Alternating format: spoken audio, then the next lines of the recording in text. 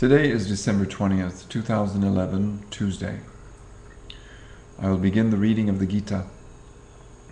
Before I do, I would like to acknowledge the translator, Bhaktivedanta Swami Prabhupada. I would also like to let you, the listeners, know that Arjuna and Krishna go by many different names in the reading, and not to be confused by this. We begin in the field of the Kurus, in Kuruksetra. I will begin at verse 21, where Arjuna and Krishna are in the chariot, and Arjuna asks Krishna to advance the chariot amidst the armies, so he may see against whom he will be fighting. Chapter 1, verses 21 and 22, and verse 26.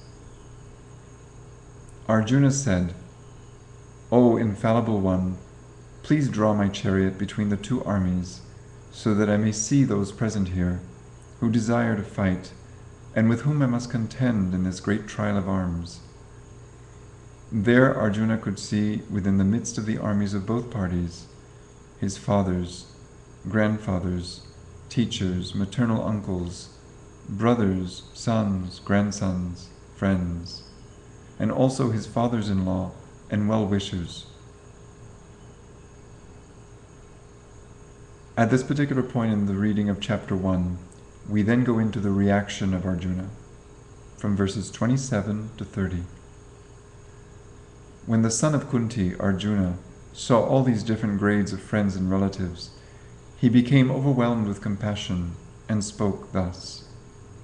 Arjuna said, "My dear Krishna, seeing my friends and relatives present before me in such a fighting spirit, I feel the limbs of my body quivering and my mouth drying up. My whole body is trembling, my hair is standing on end, my bow, Gandaiva, is slipping from my hand, and my skin is burning. I am now unable to stand here any longer. I am forgetting myself, and my mind is reeling. I see only causes of misfortune, O Krishna, killer of the Kezi demon." At this particular point is when Arjuna begins to rationalize and begins to make excuses as to why he should not have to undertake this spiritual duty. From verses 31 all the way to verse 45.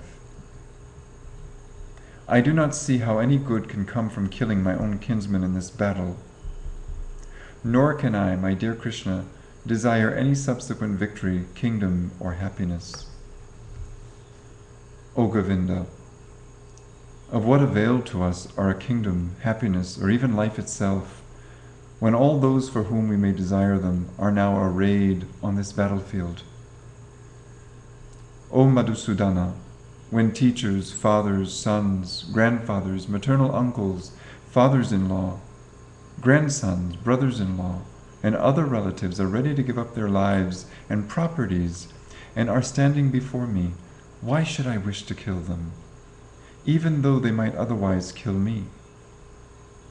O maintainer of all living entities, I am not prepared to fight with them, even in exchange for the three worlds, let alone this earth. What pleasure will we derive from killing the sons of Dhritarashtra? Sin will overcome us if we slay such aggressors. Therefore, it is not proper for us to kill the sons of Dhritarashtra and our friends. What should we gain, O Krishna, husband of the goddess of fortune? And how could we be happy by killing our own kinsmen?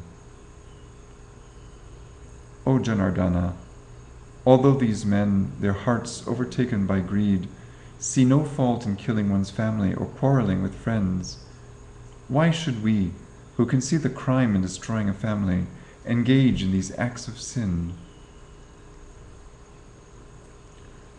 With the destruction of dynasty, the eternal family tradition is vanquished, and thus the rest of the family becomes involved in irreligion. When irreligion is prominent in the family, O Krishna, the women of the family become polluted, and from the degradation of womanhood, O descendant of Vrishni, comes unwanted progeny. An increase of unwanted population certainly causes hellish life for both the family and those who destroy the family tradition. The ancestors of such corrupt families fall down because the performances for offering them food and water are entirely stopped. By the evil deeds of those who destroy the family tradition, and thus give rise to unwanted children, all kinds of community projects and family welfare activities are devastated. O Krishna, maintainer of the people, I have heard by disciplic succession that those who destroy family traditions dwell always in hell. Alas, how strange it is that we are preparing to commit greatly sinful acts. Driven by the desire to enjoy royal happiness, we are intent on killing our own kinsmen. Better for me if the sons of Dhritarashtra, weapons in hand, were to kill me unarmed and unresisting on the battlefield. Verse 46, Sanjaya said, Arjuna, having spoken thus on the battlefield, cast aside his bow and arrows and sat down on the chariot, his mind overwhelmed with grief.